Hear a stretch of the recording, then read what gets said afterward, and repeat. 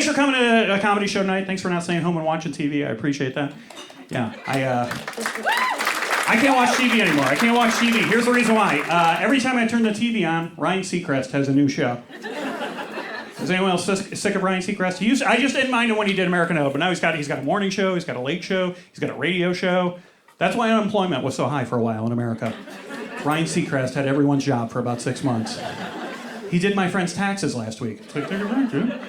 Here's the reason I hate him, and I know we got a diverse audience tonight on age-wise. I don't know about the younger people, but clap if you know this person. Ryan Seacrest took the job of my favorite person in the history of the world. This is why I met him. How many people remember Casey Kasem? Clap if you remember Casey Kasem. Okay, great.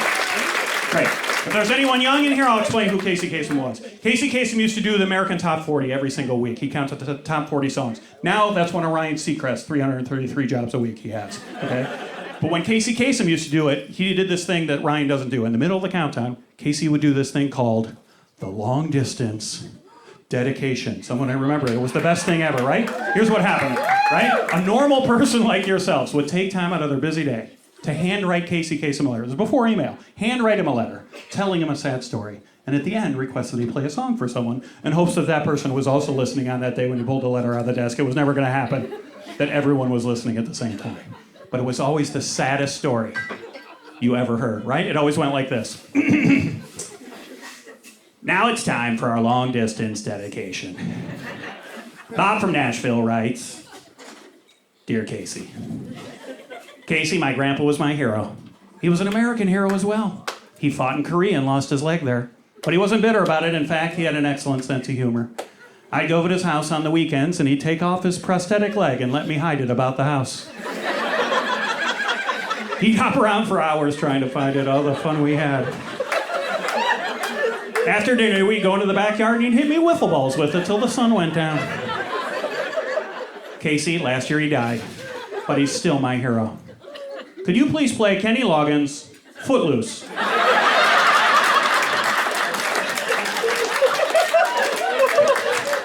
Well, here you go, Bob. One more? Okay. Gary from Detroit writes, Dear Casey. Casey, my wife just left me, and I couldn't be happier. Casey shook my car and my money and moved down to Atlanta. You think I'd be pissed, but I'm not. When I met her, she told me her name was Kimberly, but it turns out it was Satan. Casey shook my car, my money, and everything I own, but I'm happy to start my life without her. Casey, could you please play Charlie Daniels' The Devil Went Down to Georgia? One more? Okay. Sean from Modesto writes, Dear Casey. Casey, my family grew up poor. I had to share a room with my brother and a bed. It wouldn't have been that bad, but he was a bedwetter. Casey, I can't tell you how many nights I woke up feeling a warm liquid seep onto my side of the bed. As you can imagine, it led to a lot of fights. When I moved away to college, I never looked back. I realize now it wasn't his fault, and I feel bad. Casey, could you please play Wham's Wake Me Up before you go-go?